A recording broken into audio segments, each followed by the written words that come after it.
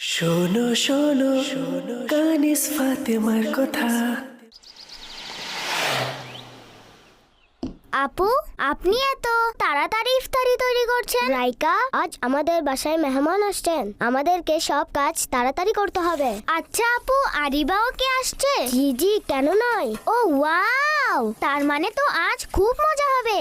আপু, যারা ইফতারি করার জন্য আসছেন তারা কি সবাই রোজাদার? এটা তো আল্লাহ পাকই ভালো জানেন। কিন্তু আপু, একটি কথা তো আমি দৃঢ়ভাবে বলতে পারি, আরিবা হয়তো কোনো রোজা রাখেনি। আপনি এরকম কেন বলছেন?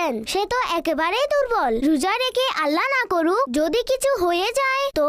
আমরা কারো ব্যাপারে এরূপ চিন্তা করা উচিত নয়, বরং উত্তম ধারণা রাখা উচিত যে আমাদের সকলেই রোজা রেখেছেন হয়তো, আর রোজা রাখার ফলে শরীর অসুস্থ হয় নাকি। বরং আমাদের প্রিয় নবী সাল্লাল্লাহু তাআলা আলাইহি ওয়াসাল্লাম ইরশাদ করেছেন, সুমু